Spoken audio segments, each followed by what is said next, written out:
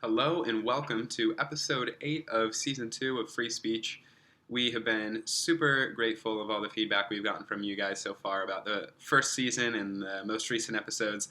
And today we have a topic that is very important to every human being alive, and that is about our Earth. And now there's a lot of different directions that I could go with this video, and given it's only going to be about 10-15 minutes long, we're going to have to cut it short. There's a lot more that we could talk about, but these are the basic things that I think that everybody should know about their home and kind of what it means for us going forward as people. So, Earth was formed primarily from volcanic activity, but also outgassing, which is kind of dissolving, trapping, and freezing gases on the surface or within the Earth.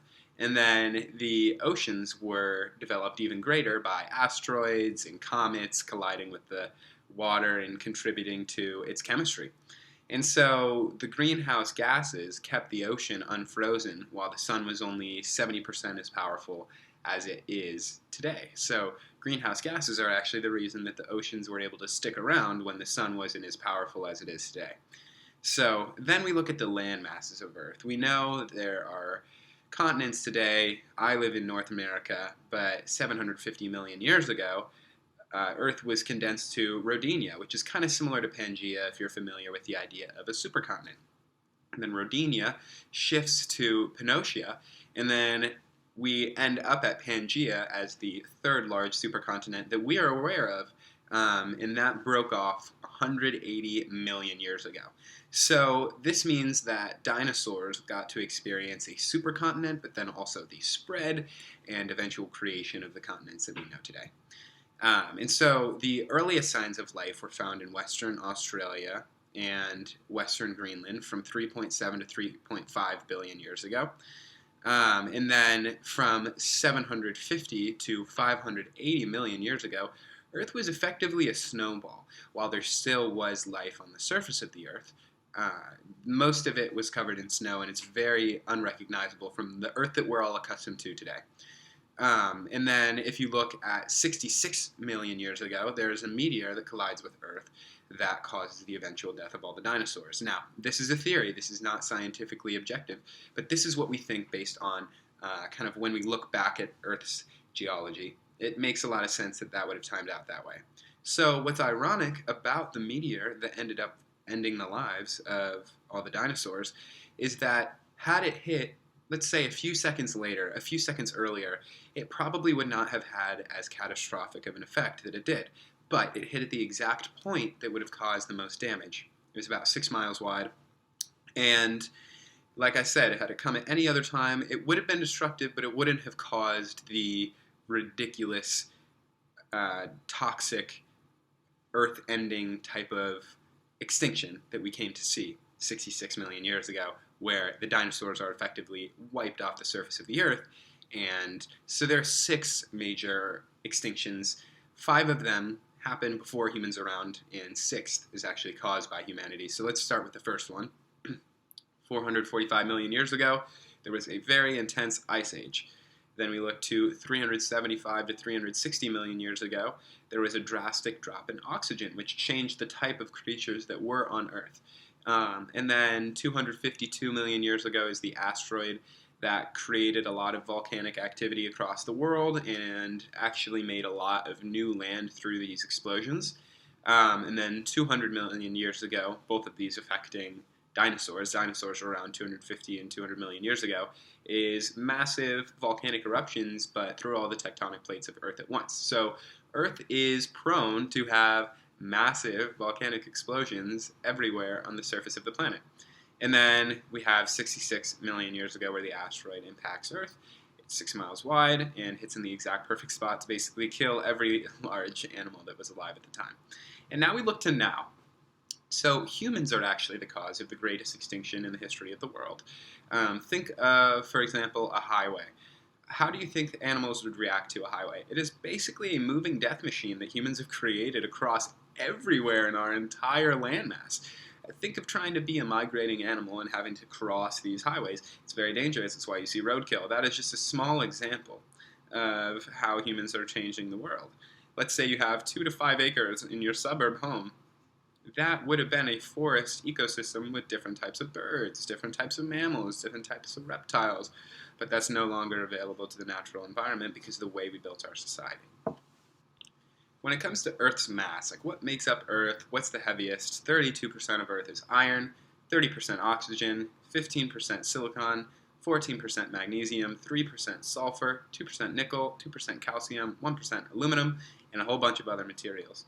But the center of Earth itself is over 10,000 degrees. So with each layer that you go into Earth, it is a very different environment. We're obviously on the surface, but the further down you get, the more different it gets. And these are things that people who were alive thousands of years ago would have no way of knowing. And so the tectonic plates that are on the surface of the ocean, they're varying size. They're not all equal in size. Some are a lot more powerful than others. The largest being the Pacific.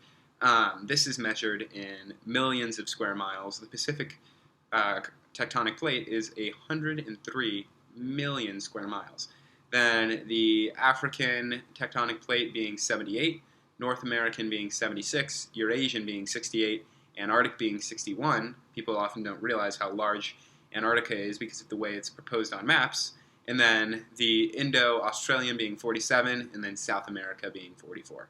So just to put it in perspective, a million square kilometers is 386,000 square miles. So that means the Pacific is about 33 million square miles.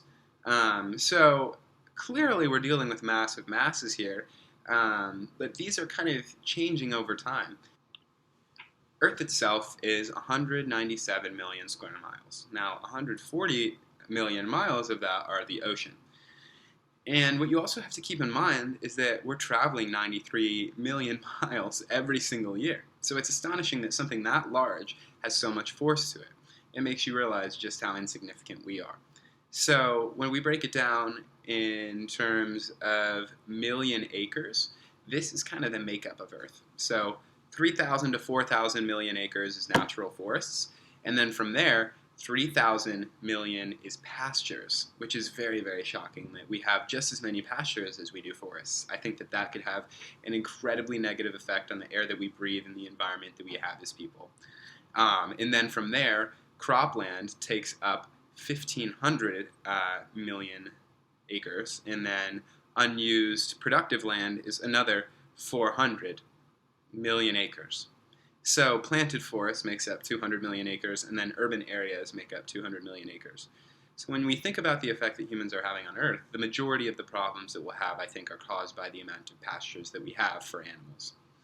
And then beyond that, human population itself has reached 7 billion people within the last 10 years. That happened in 2011. Obviously, we don't have the exact numbers, but that's kind of our estimate. And then beyond that, too, 90% of the humans who are alive today, they live in the northern hemisphere because 68% of the land is in the north.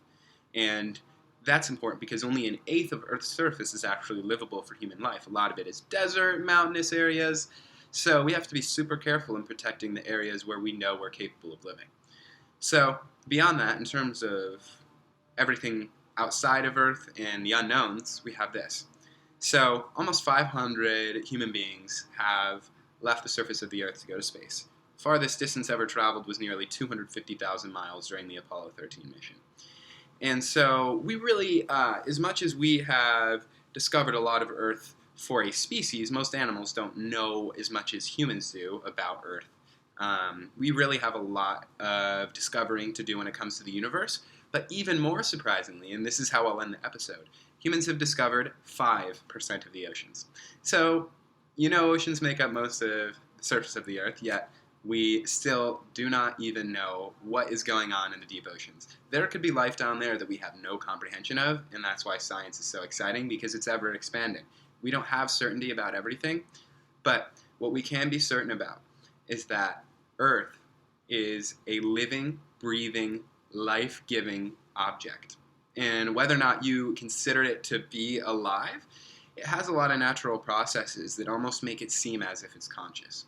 So a lot of people talk about how humans are the demise of Earth. We caused the largest extinction in the history of our planet. But at the same time, Earth is more powerful than we will ever be. It travels 93 million miles every year.